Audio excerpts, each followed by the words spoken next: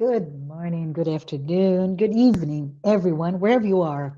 So very happy to be here and with the role of introducing the final Q&A session of the on-demand virtual course, Initiation into Spiritism. As you may recall, this course started early this year with the focus of bringing discussions based on the book by Teresinha Oliveira.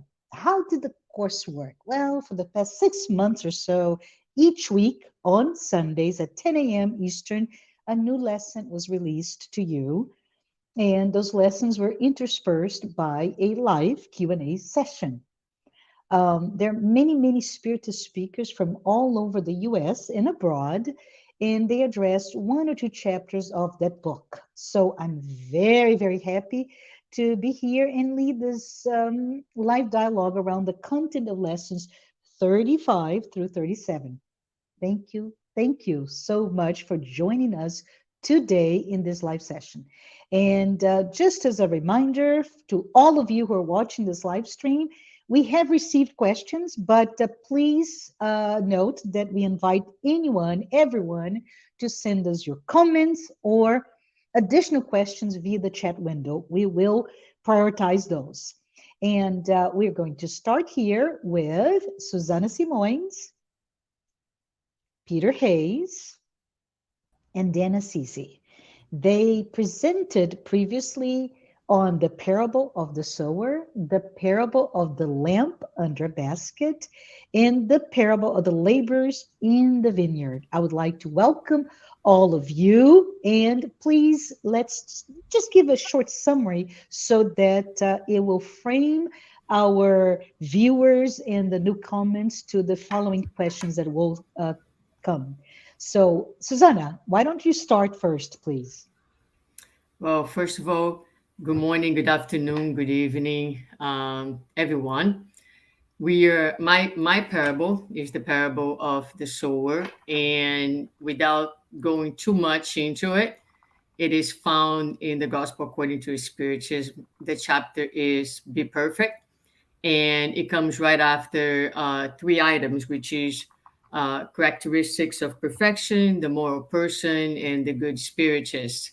And the purpose of this parable is basically within this context to teach us how we can absorb, integrate the message, and become the moral person.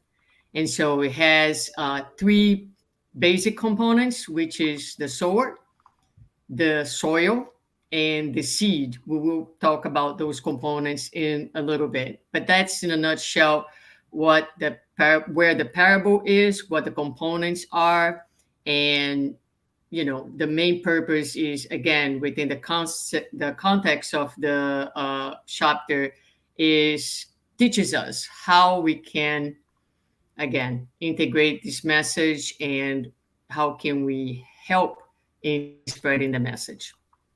Beautiful. Thank you. Thank you so much, Suzanne. I really appreciate that.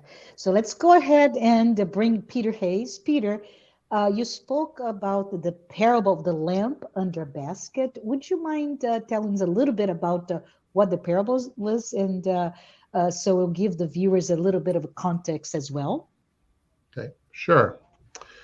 Hello, everyone. Thank you for being here and for listening. The parable of the lamp under the basket appears 3 times in Matthew, Mark, and Luke. And Teresinha Oliveira's book focuses on the version from Matthew. And it goes like this. You are the light of the world. A city set on a hill cannot be hidden, nor do people light a lamp and put it under a basket, but on a stand, and it gives light to all in the house. In the same way, let your light shine before others so that they may see your good works and give glory to your Father who is in heaven. That's from the Sermon on the Mount. So the presentation and the chapter from Teresinha Oliveira's book breaks down each line of this. And as we get into the questions, I can elaborate further on the significance of these. Thank you. Awesome. Thank you, Peter. Appreciate that. And we're going to wrap up with Dan. Dan Assisi spoke about the parable of the laborers in the vineyard. Dan, can you tell us a little bit about it before we go on to the Q&A session proper? Yes. Good morning, everyone. Good morning, friends. Good morning, Susanna, Peter, and Marcia.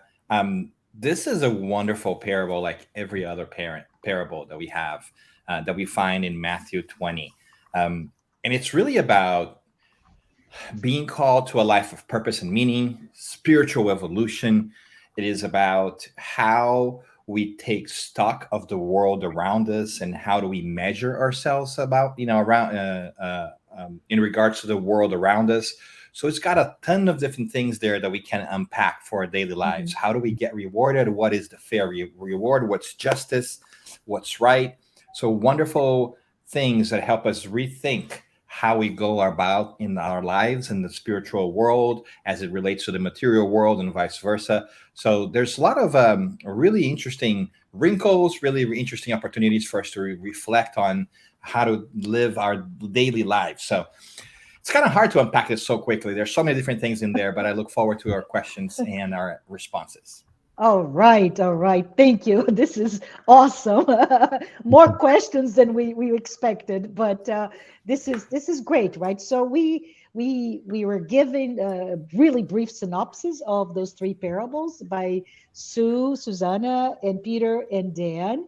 And I hope your appetites have been whetted because it's good stuff for us to talk. But we're gonna move to the part that everybody's waiting for. We will, as I mentioned before, address your questions. Please send them via chat, and we'll start with those that we received previously. And for the speakers, I will try to do a round robin style, so each one has enough airtime to talk about your content. But if, as somebody speaks, you want to talk, please just raise your hand or say Marcia and interrupt so that we can hear everybody's opinion. But we start today with Susanna. Sue, our first question that we received was, can you tell us what is the main lesson in the parable of the sower? Well, I would say that the main lesson is that we are all sowers. So we all have a mission, we all have a part in this life that we live in making a contribution, in spreading the message of goodness. So when we look at the Spirit's book and we look at the purpose of incarnation, we find that we are here for our progress, for our evolution, but we also have a part in living this world a better place. So we are all sowers. So the message, the parable speaks about that, but also it speaks about the soils, which is a really big component of the parable. And what that means is that as sowers, we all have our inner soils. And the better, the more, the richer our own soil is, the better sowers we will become. So I think that's one of the main message. We have a part in this world, we have work to do in spreading the truth. Very good. This is really good.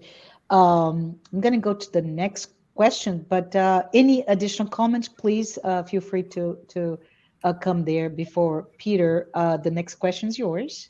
Okay. Okay.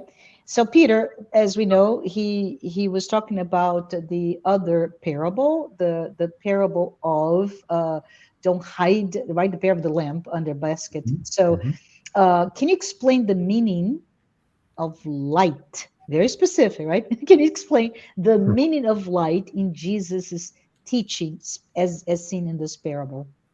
Okay.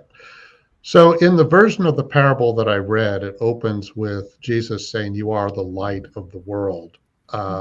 It depends on the version that you're reading from. In Mark and Luke, That Hmm. comment's directed a little bit more at the disciples directly. In Matthew, it's within the Sermon on the Mount. So yes, it's the disciples, but it's also a larger group of people. But really, it's a comment directed at all of us. Light represents spiritual knowledge, spiritual progress, the development of our spirituality. So in this sense, we are the light of the world is an ongoing process because as we keep going through the experiences and the lessons that we encounter in our lives, our light begins to expand more and more and is something to be seen. This is so true. And Peter, when we start thinking in terms of all of us, not just the disciples or the crowd listening to Jesus during his Mhm. Sermon on the Mount, but you and I, and all of you who are listening today, we may want to think perhaps in this period that we're going through as a transitioning of this planet into a world of regeneration. How can we really be the light, right? Be the light, bring light to those who perhaps are in darkness. And by darkness, I really mean living in from a focus of material world only. But this is awesome. Yeah, we And all have responsibility and we all have mhm, something to contribute and to share. exactly. Anyone want to add to that before we move on? Yes, I mean, I love this passage. I just like to think that, when Jesus said that he was speaking about our essence, the essence of who we are, because most often we identify with the darkness.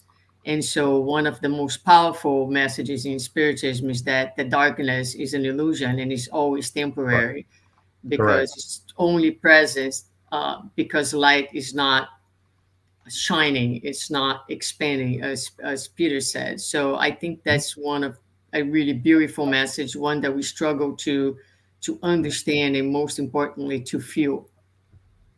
Absolutely. Thank you, Sue. That's absolutely true. Light is the natural state of things. It's light. Um, light is the or darkness is the absence of light. It's not the other way around. Mhm. Beautiful, beautifully said. And if I can talk a little bit of Joanna here, Joanna De Angelis, right? She brings that that's our mission to Yeah. grow in our path toward this numinous state, right? As she calls it, the state of being pure light. So, anyways, Dan, I'm going to the next question that we received, which is why did Jesus teach the parable of the laborers in the vineyard? Or what is the spiritual meaning of this parable?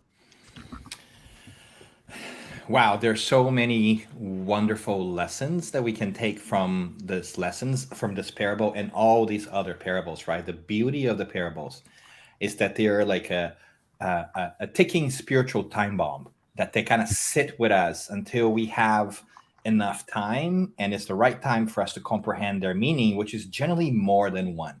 But in this in particular case, the workers or the laborers in the vineyard, it's really a wonderful reminder that we are constantly being called to work, to grow, to awaken, whatever term you want to take into your heart. But we are constantly being called to transform ourselves and apply that which we have learned into bettering not only ourselves, as we mentioned, but the world around us too. So there Mhm. is that call to action, but there's also this understanding of how that happens. Because in this parable, we see people being called at different times. And then we have questions about who deserves more because they were there earlier and what has happened. And so there's a lot of different things for us to kind of unfold, unpack, and iron out. But at the end of it, it's really about how do we bring purpose and meaning to our lives, and how do we handle the presence, the work, and participation of others around us too, and how do we face that, because it's not just about us, it's about us, but it's also about those who are around us and how we deal with them. So it's really a lovely lesson for us to ponder how do we interact with others, how do we make sense of the world, especially in these difficult times that we all Mhm. have been going to, where the world seems to have turned upside down, and we often wonder if people are getting rewarded more than others. What is fair justice? What is fair reward? What is justice? So there's a lot of things in there that are really mind-boggling in many different ways because it challenges the way that we accept rewards to be thought of. So it's a fascinating parable, I think. I love it. I love it for all of us, right? If you're going through something and you feel unjustly treated, or those who are, ooh, I got something that I really shouldn't be receiving, how to deal with that sense of entitlement or sense of perhaps inferiority, right, Dan? So the lots for us to Yeah. talk more. It's gorgeous how this really a parable that you could see so old, right, over 2 millennia old, speaks to what we're going through right now. Yeah, and it's I think one of the most beautiful pieces of that whole thing, and that often gets us to kind of scratch our heads a little bit, is this idea of rewards, right? Like, is it enough for us at our current stage to Hmm. get what it's promised to us, what's enough for us to live by, or do we still feel like for us to feel like our job matters, we need to get more Hmm. than other people, right? Yeah. So what is the true measure of success? Is it you having done the work that you're supposed to and knowing that you are okay, or is it you knowing that you've got more than your neighbors? So it's a Hmm. fascinating psychological thriller, I would say, about how do we find purpose in our own worth, right? Do we Hmm. have to really compare ourselves to others, or Right. do we just have to compare ourselves to that which we think we ought to do and that we think is right? It's a funny thing, isn't it? I mean, why do we assume that somebody Hmm. else's success is at our personal expense? Ah, love it. Yeah. Yeah. Mm. So just to tease everybody in the world of business, the world that we're going through, in yes, we some are saying we're post-pandemic, but we're still in the middle of it. Mm. The CEO of Pfizer has been in the news. $24 million received as he benefited from being thinking upfront about how to treat the pandemic. Right? Is he justly rewarded or not?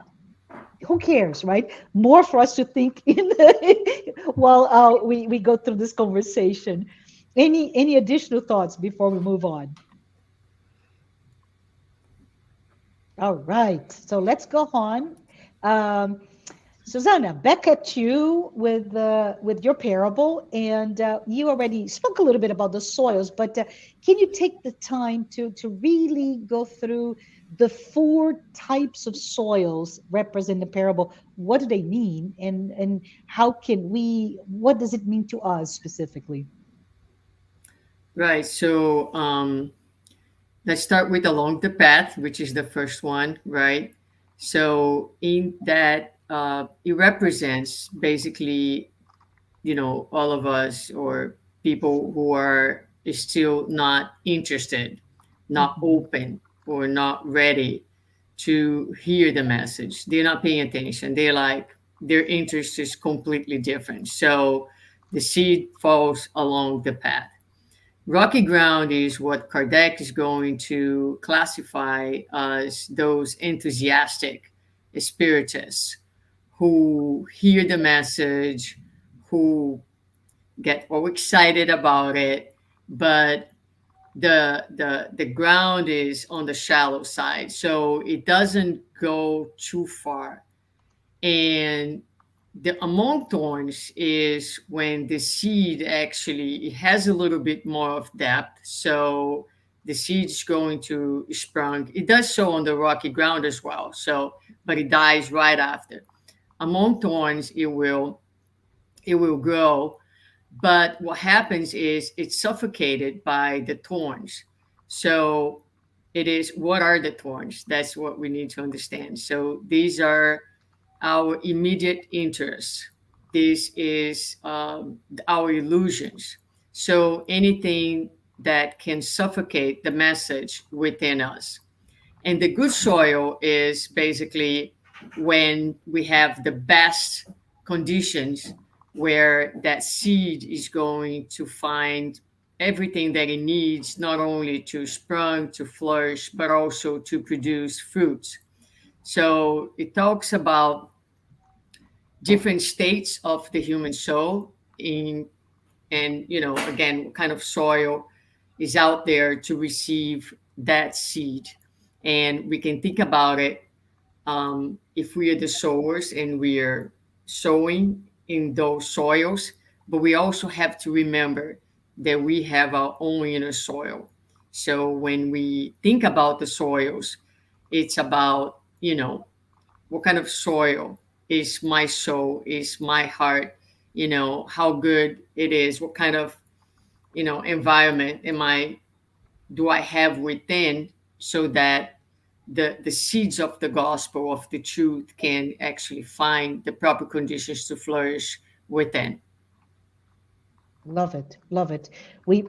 And something that you said, so really resonated to me, which is right, bystanders, we hear message, but we're walking through, or I have no depth yet. I'm an immature person, so even though I think that I am paying attention, I really don't have the depth or maturity to really grasp of the content, or we're suffocated by our what, our lives. We're all busy, we all have so much responsibilities that when we are hungry we forget about the content of the message. But I wanted to just share something here which is very interesting, and somebody mentioned it, just it's so easy to grasp, right? When we speak, for example, of John the Baptist, what do we think?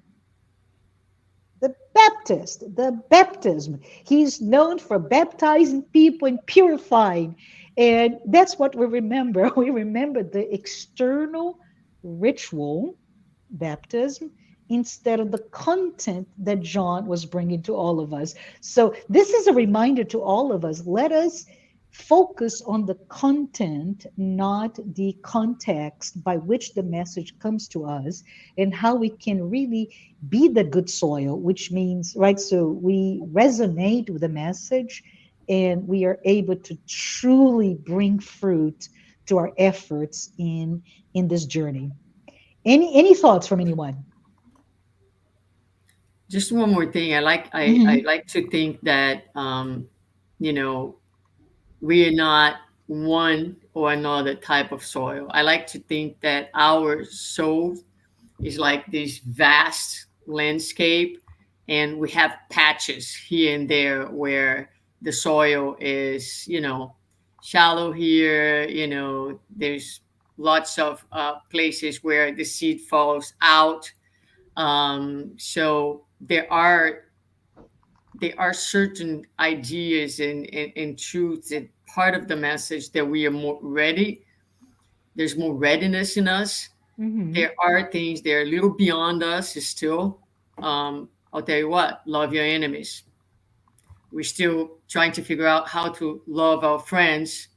When it comes to love our enemies, it's like, whoa, what is that about? So it's like, it feels like it falls, along the road for most part.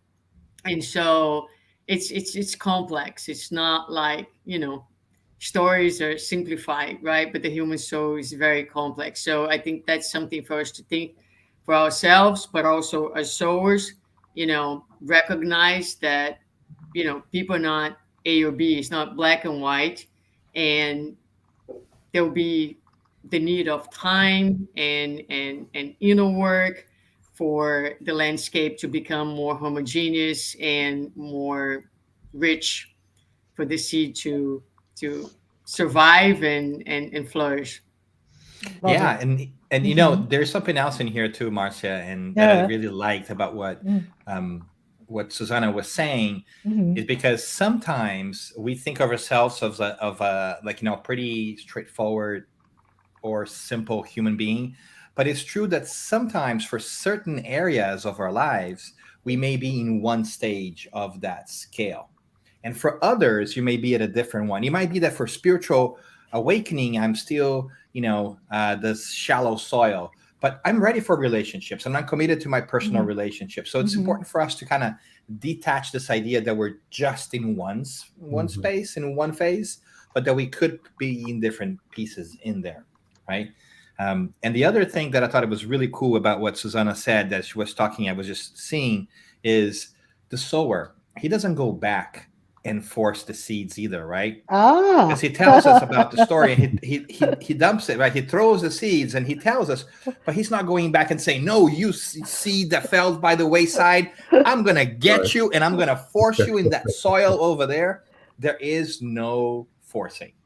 There's just an awareness and the letting of the peace take place, because we too evolve. So I love that there is that divine acceptance, tolerance, mercy, love, whatever it is that you want to call, that lets us Mhm. be who we are Yeah, in that period of time. love it.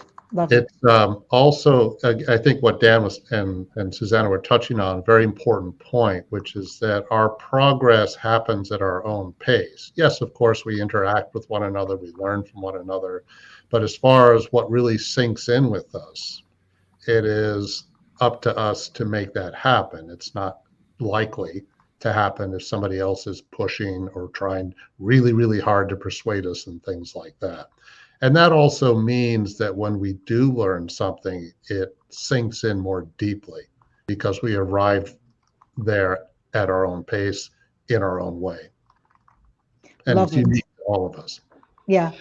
Mhm. Thank you. Thank you for that. And if I may, I'm going to go back to what Dan said. Dan, you said the sower does not go back. What Mhm. about reincarnation? I think it's the sower going back and replanting the seed in perhaps a different path. I'm just kidding here.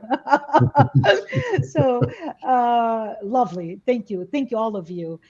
Peter, are you ready for the next question, which Yes. is what is the key idea found in the parable of the lamp under a basket? Okay. So if light represents spiritual knowledge, spiritual progress, light could be a metaphor for the spirit itself, but more Hmm. importantly, perhaps the progress of the spirit. Hmm. Then the rest of the parable is pointing out a few things. First of Hmm. all, if a city set on a hill cannot be hidden, it is a given that as light expands, it will be seen. Not only will it be seen, but it's meant to be seen. It is part of the beauty of light that it's to be shared. And we're encouraged to do so. If we want to hide the light, well, yes, we can do that. But it may be that we're doing so because we're afraid. It may be because we're proud or selfish in some way, and we're making an effort to conceal the gifts that we have. But in the Spirit's book, under the social law, there's a strong emphasis that human beings are naturally gregarious. We learn through interaction. Yes, of course, sometimes we can be in solitude for a little while, but generally speaking, it is much better for us and much healthier when we interact with one another and learn from one another. And that is a way of allowing our light to be shared as well as our light to expand. And then at the end of the parable, when it talks about that doing good works, is more in harmony with God's wishes, that this is a big reason for why we're here. We're here to progress. What does Spiritism emphasize? We're here to develop our spiritual progress. Therefore, that would strongly imply that this is more in accordance with what God wants and is hoping that we will do. So all of it is really about the role that we play. And again, each and every one of us has our own responsibility in this, our own opportunity in all of this to allow our light to grow and to share it with others.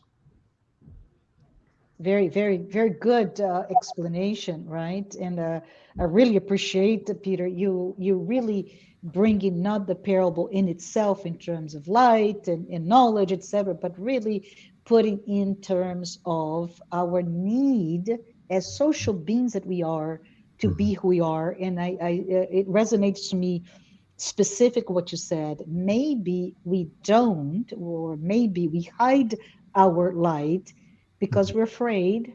Mhm. And I think it's very important for us to think about it. What is it that is feeding our fears?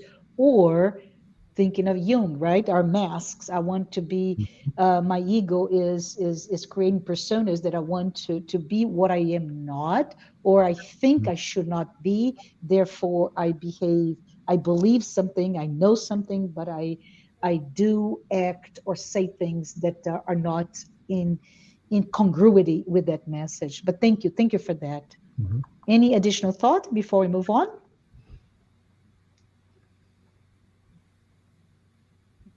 All right, that's a no. So Dan, you're next. Let's see what we have here, Dan. What do the following represent in this parable? So Dan is going to unpack, right? That kingdom of heaven, vineyard, wages, and I think you had many more in there. But if you can just talk about what do those mean in the parable, so we can better understand that, Dan. Yeah. So every parable that Jesus shares with us is ripe with symbolism, right? And we generally need to understand that nothing seems as it is when he's speaking in parables, right? So that's the Mhm. code for us to say the things that he's talking about are not the things he's talking about, right? And so, for instance, in this parable, when we look at Matthew 20, we are going to see that he starts that for the kingdom of heaven is like. So he's basically saying this story is going to explain to you what the kingdom of heaven, or that is like a more highly evolved worlds, or perfect ethical behavior or happiness looks like. So Mhm. anytime that we hear these words, we should code switch in our brain and know that whatever's coming next is an explanation of what that looks like. But because we don't know what the kingdom of heaven looks like, Mhm. it's hard for us to fathom, right? So he has to talk to us in terms that we understand. So he uses everyday scenes. These are not perfect. They are not a perfect match to what the kingdom of heaven looks like, because obviously we don't know what that is. So it's going to be, like an imperfect way of looking at it, where everything is not the same. So this whole story is about the kingdom of heaven. This whole story is about how is it that we are going to act and behave and see the world once we are at a stage that's much higher than the one that we are in now. And here's some tips, basically, is what he's saying, right? Here's Mhm. a spoiler, right? Spoiler alert. This is what's going to be like when you Mhm. get there. So this whole passage is about the kingdom of heaven. So that's what the parable is really about. And in there, he's saying that an important part of the kingdom of heaven is this vineyard. And there are other locations.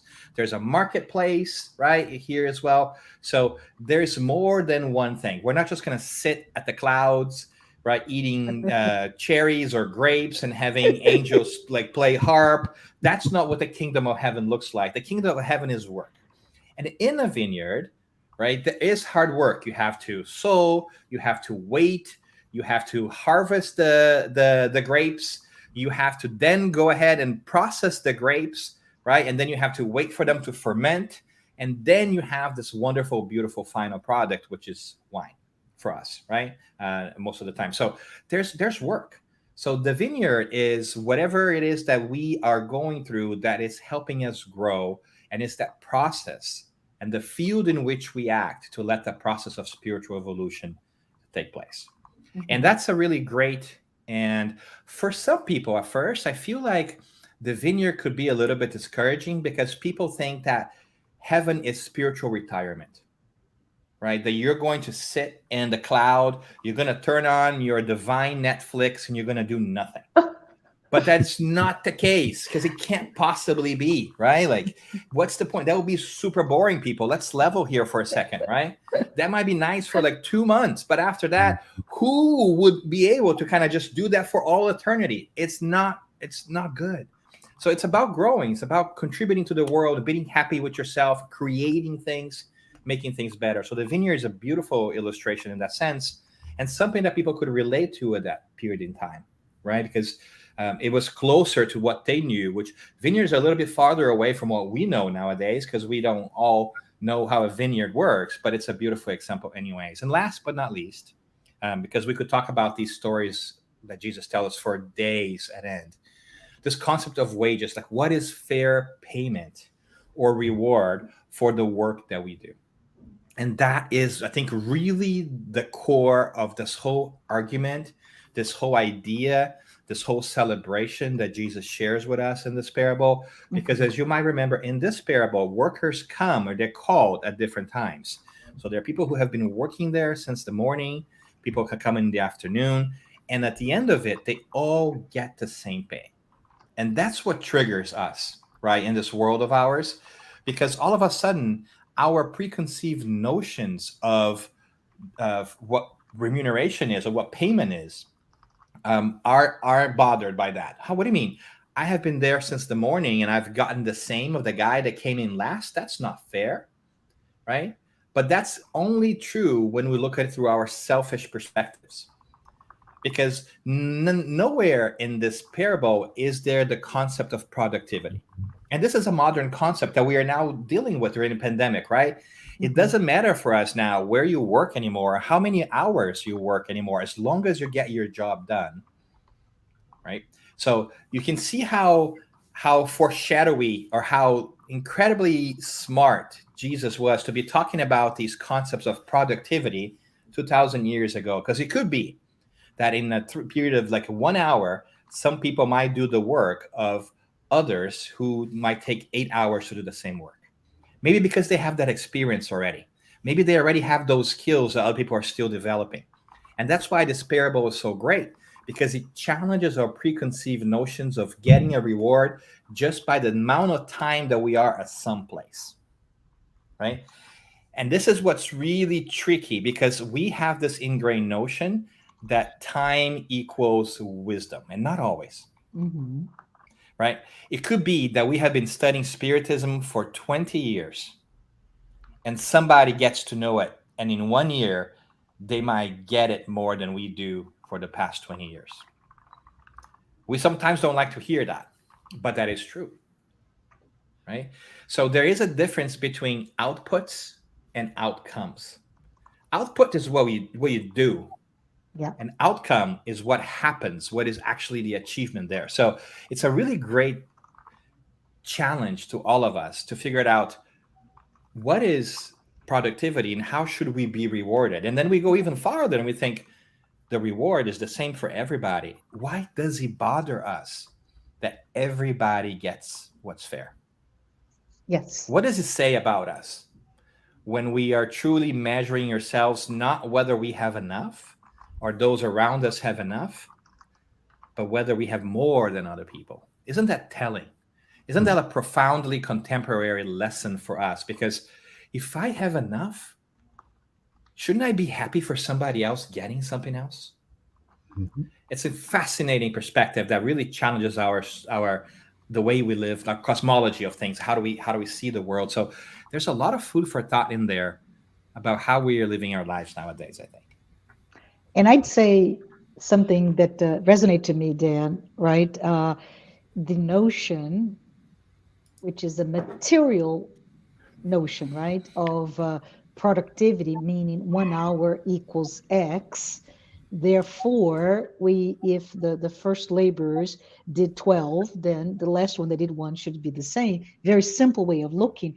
But if you go even further, right, as we, and I alluded to this earlier, as we move into this new world, the world of regeneration, is our quote unquote productivity really a service productivity instead of material?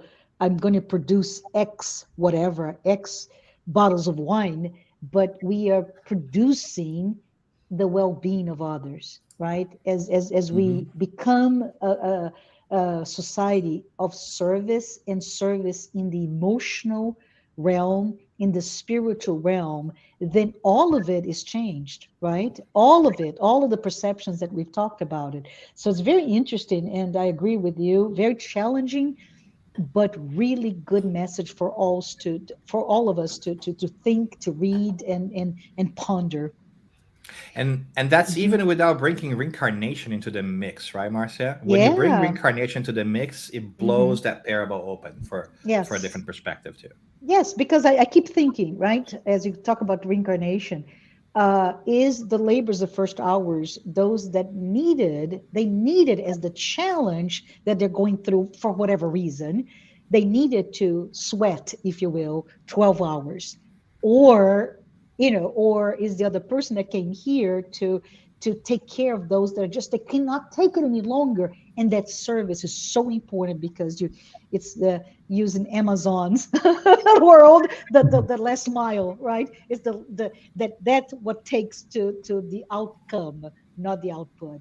Just lots of good stuff for us to talk. Marcia, may Yes. I? Yes, Um, of course. yeah, I love these parable very much, and I love what Dan said in terms of output and outcome.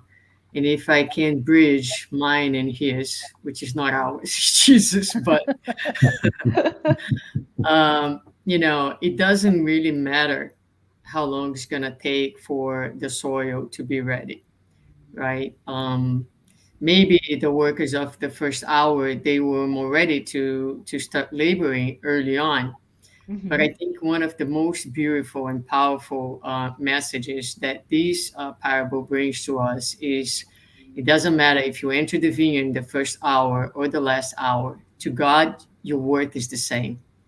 And so it's not about doing, it's about being.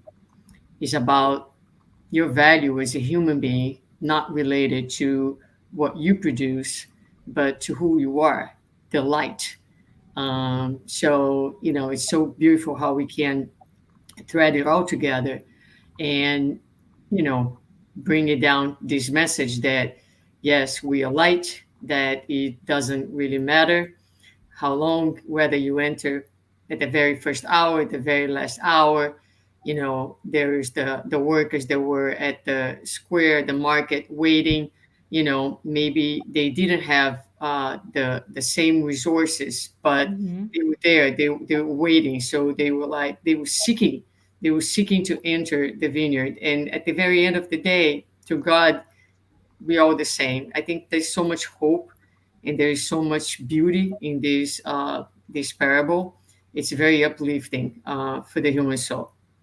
I love it. Thank If you. I Yes, may Peter. add to Yes. this, as I was listening to Dan and now to Susanna, I was also thinking that the complaint in this parable is about the wages, and it's interesting to Hmm. think about the purpose of work. The purpose of work, yes, make wages matter. We have bills to pay and so forth. But what about all the things that we're experiencing while we are working? And everything that contributes to the journeys that we're on. How much Hmm. does that matter rather than just focusing on wages? I mean, how many people are really motivated only by wages? Love it. Love it. It's really a lot for us to talk. And I hope all of you who are listening to this can really ponder with this discussion, right? Lots to unpack, as Dan said. Um, Sue, are you ready for the next one? Yes, Mhm. let's go. Awesome. What is the conclusion of the parable of the sower? Well, we all have a role to play, as I mentioned before. We are like right now in this phase of transition, and so more than ever, the world calls for good sowers. So, as we have already addressed here, and you kind of play with it, and then it's about doing our work, but not we cannot we cannot be responsible for the outcomes of someone else's soil. So, as a sowers, our job is to sow. Our job is to, there is one aspect of this parable that's really, really interesting, and Emmanuel addresses it. in one of his chapters called The Seed, is to understand that the seed is divine. Being divine, it's never lost. Even if it's alongside the road, it doesn't matter. The seed will prevail. The seed will be useful, even if it's just to feed the birds. It will be useful. It's never lost. So we shouldn't be focusing on the outcome um, outside. We should be just focusing on doing our work. And the only concern that we have to have is the seeds, whether we're fulfilling our job as sowers and whether we are paying attention to our soils, our own soils, because that's where our responsibility lies in, you know, making sure that we're doing the inner work, that we are revolving that soil, that we are laboring in the soil, our own soil, so that it becomes, the good soil. So that's how I see it. Awesome. Thank you. Anyone want to say anything else, to Sue? Because I really like what you said, Sue, just now. Uh, the role of the sower is to sow and to store. So Dan, no, he will not come back to pick Right. up and do it again, right?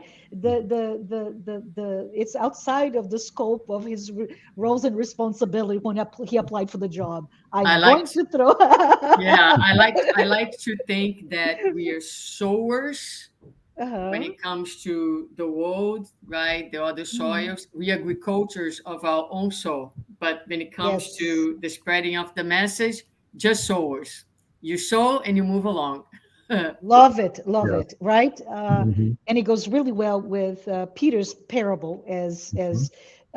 as he may talk in the next few minutes. But it's really important. You so forget about if that person is listening. You are disseminating the message. Yeah, Beautiful. it's similar to like the metaphor of the light. You be the Mhm. example of the light. You're not out to shove it down anybody's throat if that was possible.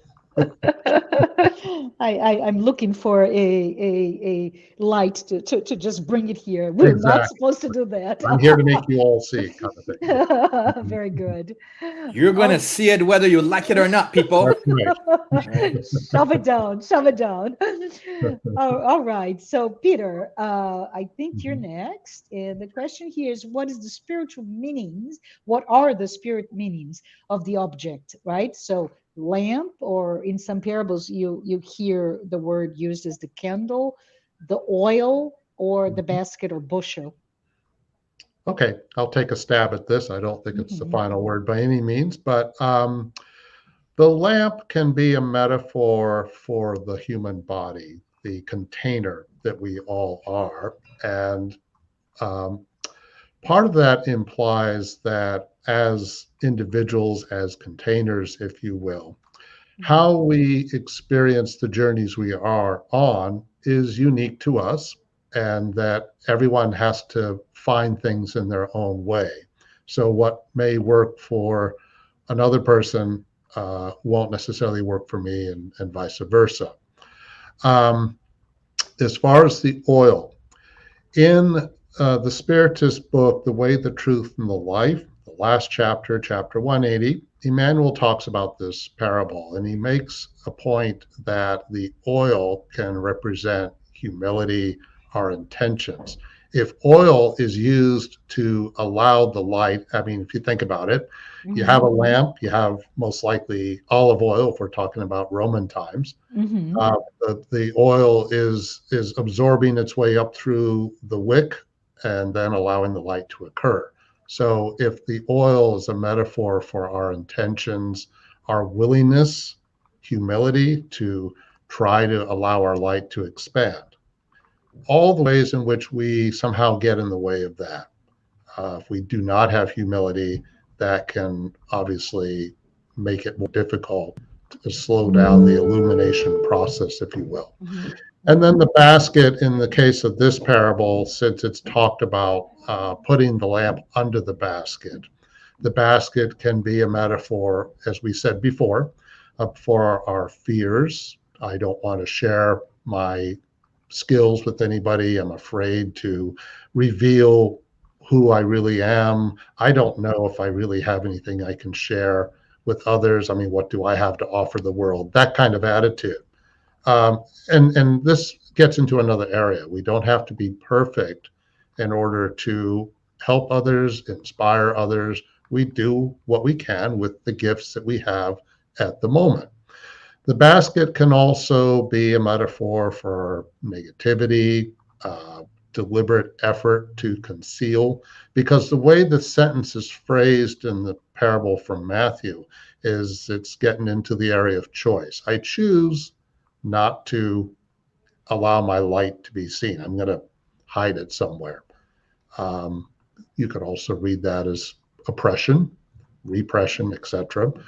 But if we're focusing on our own intentions, it has a lot to do with our negativity, most likely, our negativity getting in the way somehow. Yeah, this is really interesting, right? To look for the meaning of the objects in this Mhm. parable with our feelings or our readiness, humility, right? And potentially negativity or fear. I wanted to say that when I have read this, I also see something very interesting. If you think in terms the oil and even the wick Mhm. as you Mhm. light, Mhm. right? And you mentioned humility because you're not the centerpiece. It's the light itself is what matters, not the wick of the oil. But there's a Mhm. sense very beautiful there, which is the sense of sacrifice. You give Mhm. yourself away. You are actually being, I don't know if that's the best word to use, but the wasted or used for another higher purpose. And with doing this, you become light itself. So there's so much in there that I find quite beautiful for us to think about it. Yeah. Any thoughts? Yeah, go ahead. Well, I was about to say, oil can also certainly represent generosity, as I think you were alluding to, Marcia. Hmm. Hmm. Just kind of allowing something to just happen and flow freely. Hmm. Absolutely. Absolutely. Any other thoughts before we move on? All right, Dan, you're next. So the question for you, Dan, is in your parable, the parable of the laborers in the vineyard, who are the laborers? And how does this parable teach to you and me and all of us who I think we all have to work, right? And that is a wonderful question to ask of any parable. It's like, who am I in the story? Who are we in the story? Because we're generally more than one person in the story, too, because these are just different phases of our process, right? So Mhm. we're definitely the labor. We're definitely in this story, the way I look at it. We're definitely those who are toiling, who are working, who are trying to produce, and who are trying to find their purpose and meaning, whether we are working in the vineyard or we are at the marketplace. I think you might remember this, that the other location that we have in this parable is this marketplace where the Mhm. owner of the vineyard constantly goes recruit, right? So he goes out constantly to recruit people. And he gets people who are willing to work, and he asks them too poignantly, right? He says, "Why haven't you found work yet?" And they said, "Because none has been offered to us," which means that they have been looking, they have been searching. And so uh, this owner is constantly searching for people who want to, and are willing to work, right? So it's us. So the laborers are us, whether we are actively working in the vineyard, whether we Mhm. want to start to work in the vineyard but haven't found a way of doing just yet or haven't answered that call, or whether we are not interested in working in the vineyard, right? Which is a third category of workers that we don't really deal a lot with in this particular parable. But if we make a connection to the other parables, to Susanna's Mhm. parables, we see how Jesus is always coherent in explaining the process, right? So we could equate some of our workers to some of the stages that Susanna was talking about, right? So it's interesting how everything is always very connected in that piece. But the laborers are us. The laborers are us. And I love that there's almost like two phases of their thinking for me, right? One of them is how do they work and how do they get to work and start the work and do a good job? And that's just like the primary function of their thinking, right? They want to get to the Mm-hmm. vineyard. They want to get. And the second one is, ooh, now that I've done that, how will I get rewarded? And that's a more sophisticated and dangerous in many different ways way of thinking, because then we start to deal about like, oh, what is it that I want for myself and the world around us? So I think we're definitely the laborers. We can obviously take different roles. We are also looking into the possibility of one day becoming the foreman, right? Which is something that's in the vineyard. We didn't talk much about today, but it's also a very important role, very interesting role. Mm-hmm. But I would say that it wouldn't be far fetched for us to understand 2,000 years ago, understand now that our primary role in this particular parable seems to be that of laborers. Yeah. I keep thinking, as you said, our primary role then is to be laborers, right? But you broke it down into two. Uh, as we are in working, right, and we are working toward something, is our thinking to get to it and do it well, or as I'm doing, I shift into, oh, how do I get paid? How many more hours until I get paid, and so on and so forth. And this is very interesting because if we do a metaphor or a parallel to, love in action, charity, and you can see those two, right? How do I serve? How do I become charitable versus those? And I've been in many different types of community service to have seen that those who are obligated to serve and they look for when can I get out of here? Right. So it's very interesting. What is our thinking? I think that it comes to me, Dan, what you said, to really look into deep inside of me, what is my thinking? What is my motivation? How can I transform my life into one life of working versus being thinking on how do I get out of work, right? Or how do I get compensated for what I've done? Awesome. Anyone want to add to that? I would Mm-hmm. just want to ask. I would just Mm-hmm. going to add that we're talking about reward, right?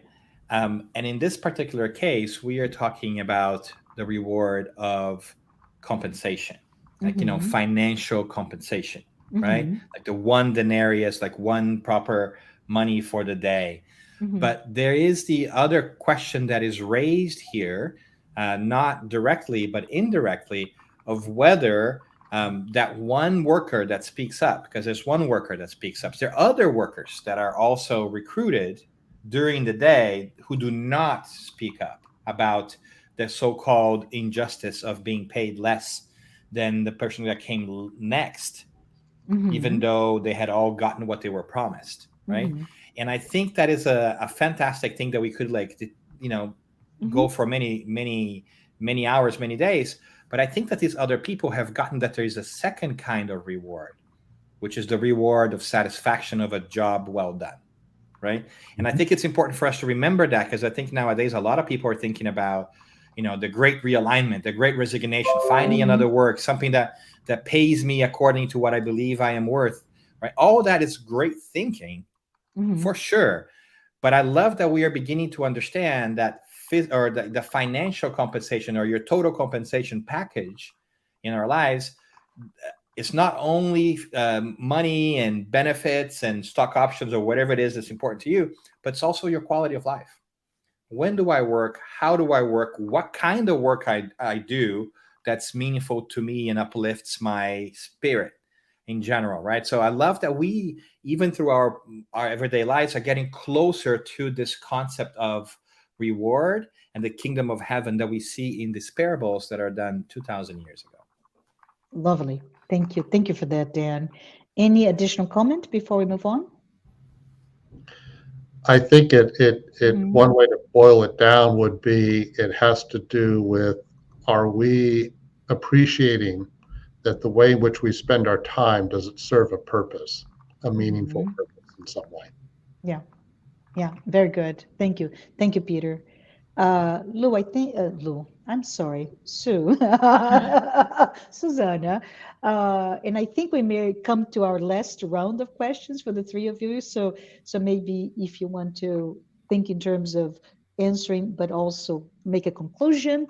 So the next question that I have is, why is the parable of the sower so important? Why should we care? Well, I think we all hope for a better world to live in. Hmm. We all seeking happiness in life or well-being, and I think the three parables talk about the importance of manifesting the light, the service, um, the collaboration. I think people often place in God's hands, what is God doing?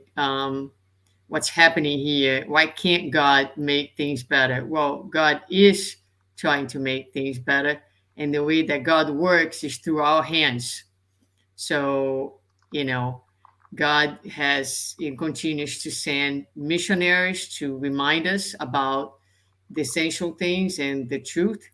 But the construction of a better world will need hands and hearts who are willing to do the work and to do the inner work to become better soils and to shine our own light, to become workers. It doesn't matter what time you are arriving in this vineyard, which is the world. You don't need to Hmm. be anywhere because the vineyard is everywhere. And the commitment, so it needs to be, I think the importance of the parable is that, you know uh, service needs to be a daily intent in our lives. If we wanted to really transform this world, it cannot be what I call scheduled charity. Oh, Hmm. today I'm going to do my charity Sunday at 10 a.m. No, it is a lifestyle. So we need to think of ourselves as sowers, and we need to be committed to do our inner work each and every day so that we can offer to Jesus, to God, to humanity, and to ourselves our very best version. Very, very beautiful, very deeply said. Thank you, Sue. And wow, service should be our daily intent of our lives, right? Not a scheduled event. And how many of us fall prey to that, right? Sue and all, we fall prey to my life is, oh, I have to rest, I have to eat, I have to exercise, I have to go to work, and yeah, I have 30 minutes every month to to do this. Yeah, without realizing that all of those things can be moments of service. We have these very um, childish way of thinking our spirituality, immature, I would Mhm. say, Mhm. as separate from the material. Everything Mhm. is spiritual. Every single thing that we are doing is spiritual. We need to bring this mindset to everything that we do. If you are running on a treadmill, that can mean that you're taking care of yourself, Mhm. your physical body. If you are if you are in a restaurant with a friend, you can be of service by being generous with the waiter who is serving you. So it Mhm. is about bringing generosity and kindness and spreading the message anywhere and everywhere. And all of those examples are a way in which we allow our light to shine by Mhm. trying to put to good use the opportunities that we have in the ways that Susanna outlined. Love it. Thank you, Peter. Any additional thoughts before we move on? All right. So, Peter, I think the next question is for you. Okay. Can you highlight some parallels between how early Christians were called, and we're talking about the time of Jesus, right? They Mhm. were called not to hide away their light, and today's spiritists, how we are being called by the same parable to do something with our content, our knowledge, and our bent. What do you think? Okay.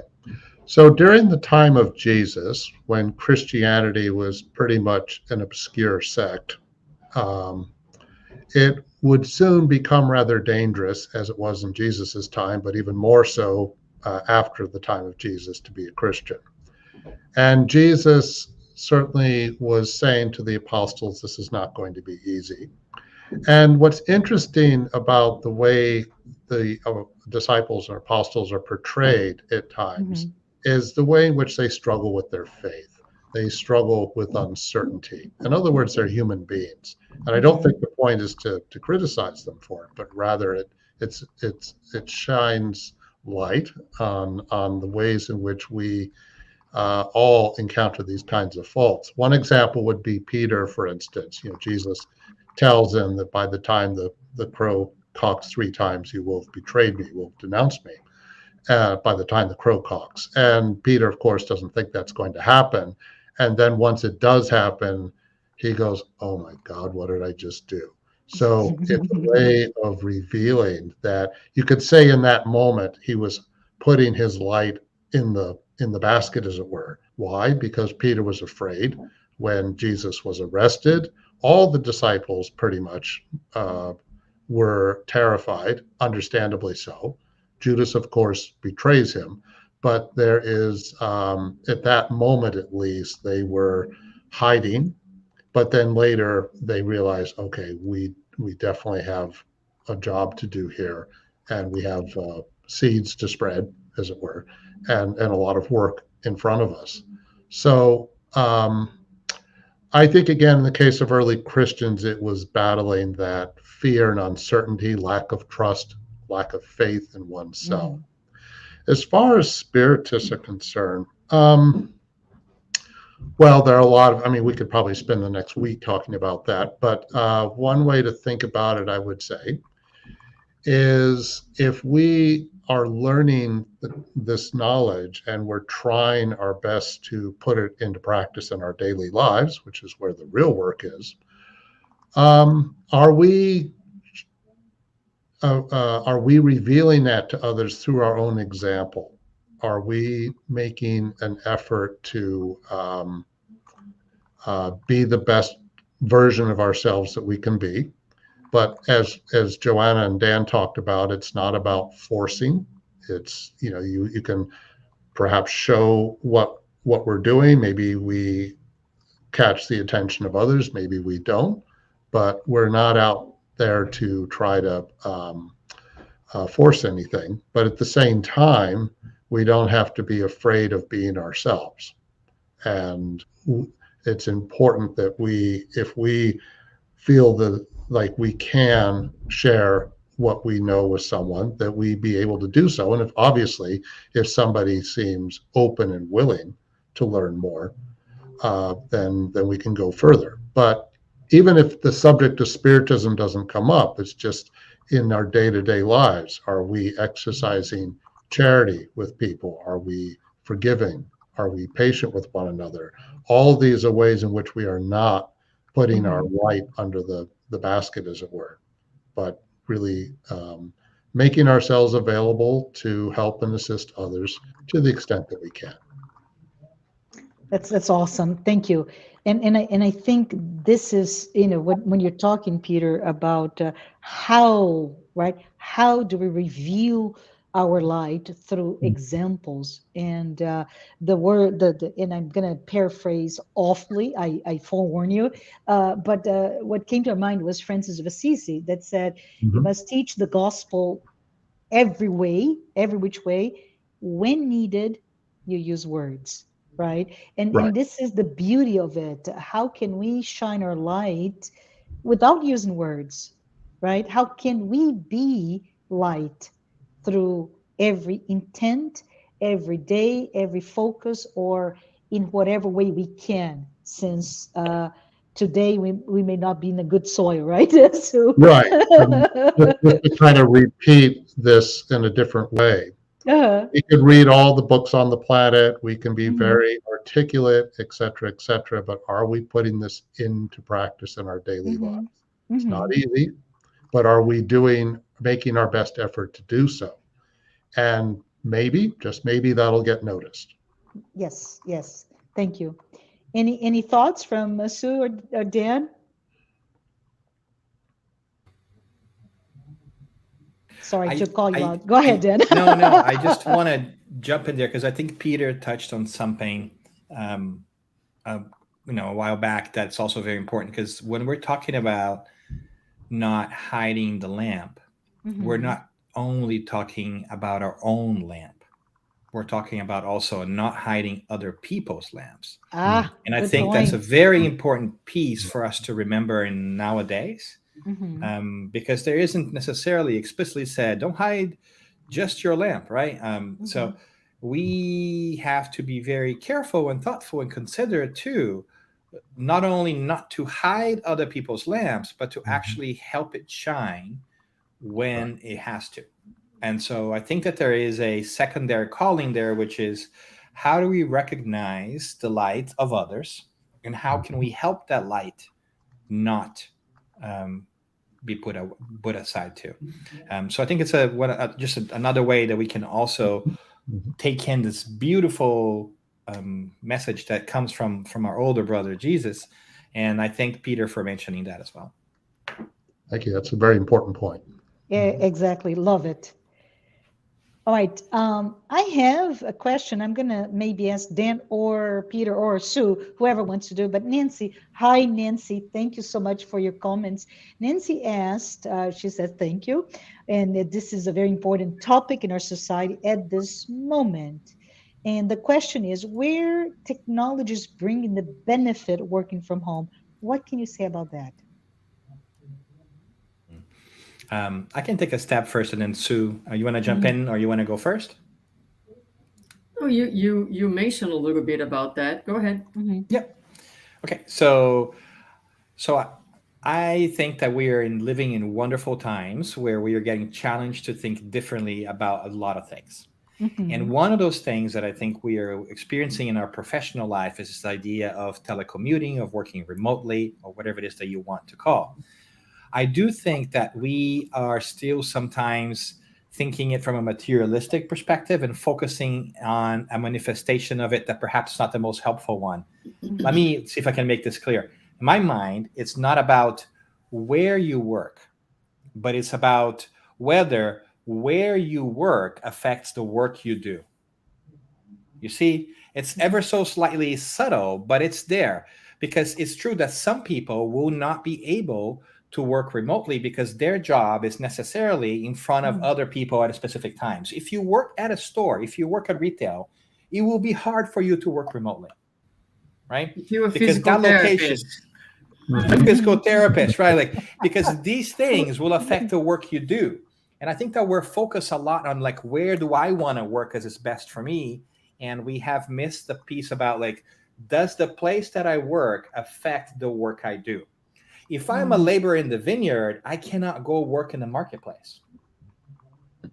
It just doesn't happen, right? So mhm, I think that the question is, can we realize that for some jobs, for some functions, the location in which I work might not be best suited for that job? And others that might be, because I could work remotely from home and do a tremendous job. I could also work remotely from home and do a poor job, right? So absolutely. Yeah. I think that the question is more and more we are going to be given the freedom of where do we work for certain kinds of jobs, but it's not just about the location, it's how that location will affect our performance and therefore Mhm, our quality of life and that of the function to be done. So but I do think that we are going to have to grapple with these wonderful questions. We have been given more freedom, and what are we going to do with it? This is like a recurring message that we see in the gospels, right? We talk mhm, about free will, we talk about cause and consequence quite a bit in spiritism. So what is it that we are doing with these new possibilities? And it is also true that all of this could be correct, that you could work remotely from home and do a stellar job, but somehow your manager may not want you to. And that's another barrier that you're going to have to deal with, because it's not just about you, right? So these are very important challenges that we're going to have to face. So I think that is just now we are ready to work remotely. We have been given these gifts of technology to be able to do. Look what we're doing here right now. Isn't that Mhm. awesome? Right? In different Yes. parts of this wonderful country. The question becomes then, like, how do we make the best possible use of this? How do you use this well? How do we let this light shine in a way that is positive? So yes to working remotely, yes to taking advantage of that, and knowing that there are limitations and there are responsibilities too. So I'd like to add some things here, if I may. So when you talk about Nancy, you bring in specifically the benefits of working from home, right? To me, what came to mind is several areas. But number one, it is a great technological advance that was pushed through by way of a pandemic, and I keep hearing either 10 or 20 years acceleration in the technology. So we're here in a better way because of something that impacted us so deeply in the past 2 years. So, yay to technology. But the other component that I see is, and I love what you said, Dan. Well, you may be right, you have the technology, etc., but your manager may not want you to work remotely. So, what do you do with that? How do you, and it goes back into the parable, the quote unquote unfairness, but my co-worker from the other department works 100% remotely, and now I have to go to the job 3 days a week. Not fair, right? So this is interesting because it may come to play with that sense of what is fairness, why is it happening to me, why am I there? And I think the final thought about working from home and remotely is the thing from a very material perspective is the fact that Nancy that we always, at least I do, sorry for that, but we always think about um, the positive side, and we forget all of us that may not have that ideal circumstance, that perhaps work was a way for me to get away from an insane lifestyle or domestic violence or even extreme areas of loneliness, and I need my fix with people at work. So I think it's all relative, and I hope that this has shined some light to you in terms of parable, like how can we utilize with our free will the notion of yes, it's a possibility, but what about it? What about the possibility? 3 points, too many things. I don't know if I added or not, but any thoughts before we move on to Dan's question? I think I confused more than anything. But Dan, next question is yours. So the question is, what is Jesus, Dan? What is Jesus teaching about the sense of fairness? And I guess it's all about our sense of fairness, our own behaviors when we receive more than what we believe we deserve, our sense of gratitude, good one, right? And fairness, or our feelings of envy and jealousy. That's a lot there, Dan. Yeah, yeah, but I think that Jesus has an incredible ability to make things easier, because in the parable, the way I read it, Jesus is the foreman. He is the one Mm, doing the payment, right? God is the owner of the vineyard, and Jesus is in perfect accordance with the owner. So much so the owner says, "Pay them," and start with the first one, the last one, and go backwards. He doesn't tell how to pay. The foreman already knows how to pay them, and I think that's Jesus. But I think what's really great, yes, to all this fairness and everything else. But mm, I think that what's important to me is that God and the foreman, the owner and the foreman, are going to reward people justly. The question is, how are we going to sit with it? And how do we transform our perception of what that should be?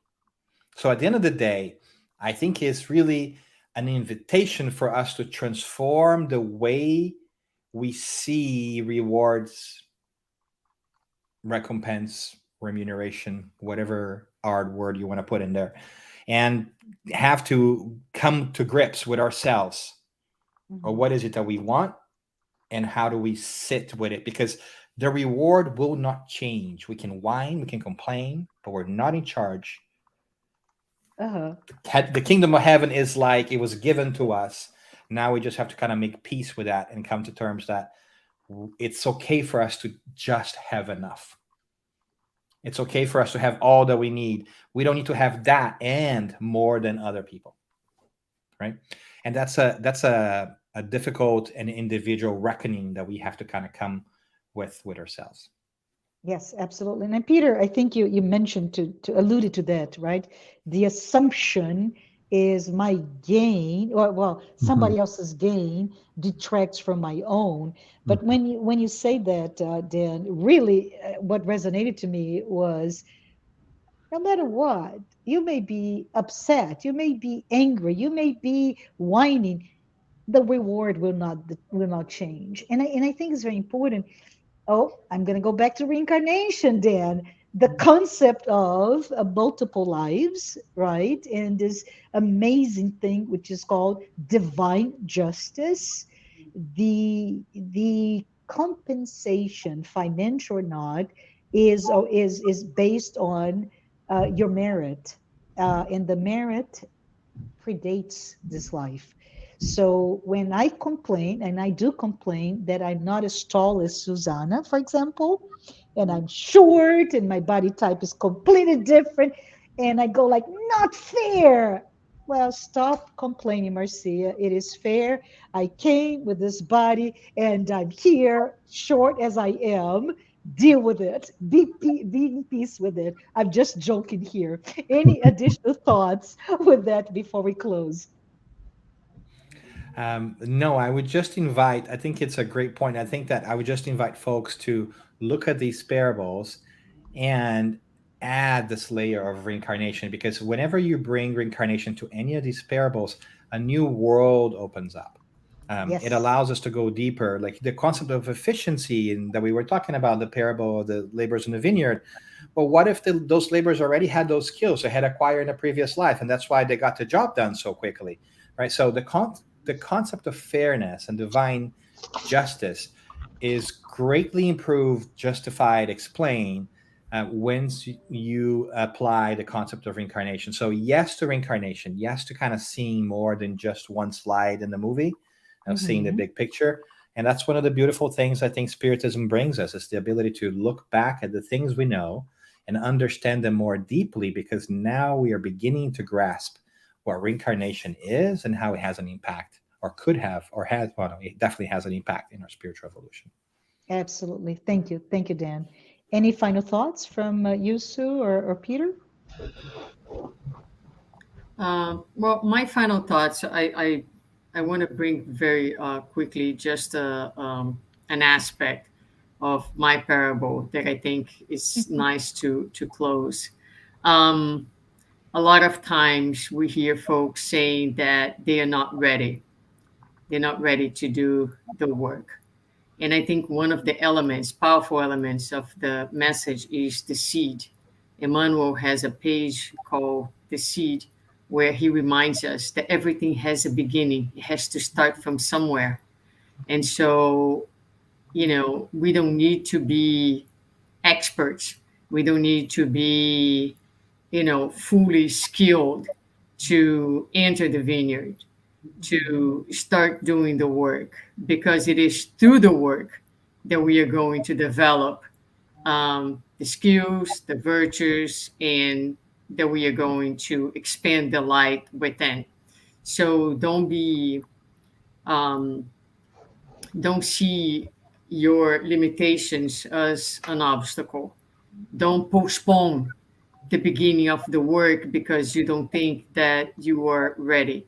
The message of the seed is that everything starts little and has a beginning. And the people who have become perhaps someone that you admire, they too began from somewhere. It's just that we miss the whole view, and we see people where they are, and we forget that, or we are unaware of the road that they travel to get to where they are. And being divine beings, the potential lies within each one of us. The sky is the limit.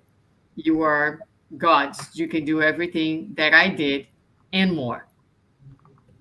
Love it. Thank you. Thank you. Thank you. Thank you.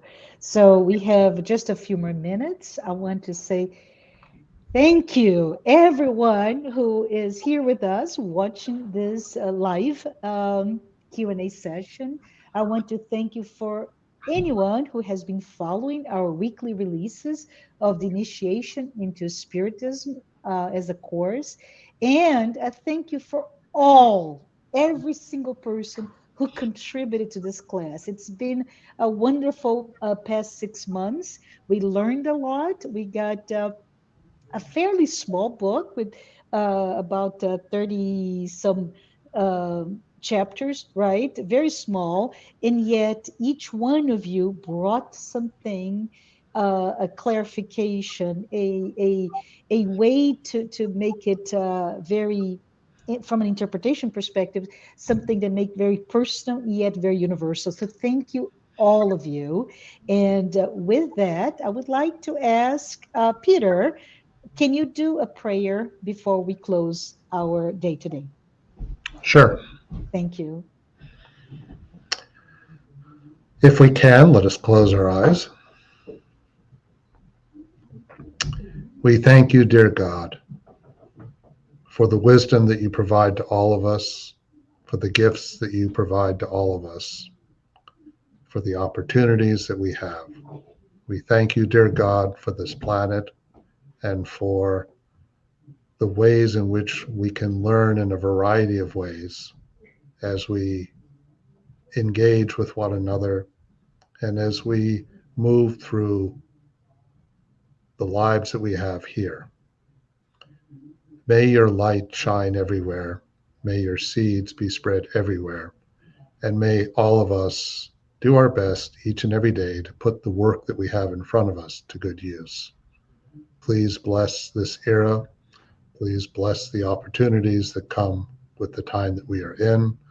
And may all of us do our best each and every day to deepen our faith. Amen. Thank you.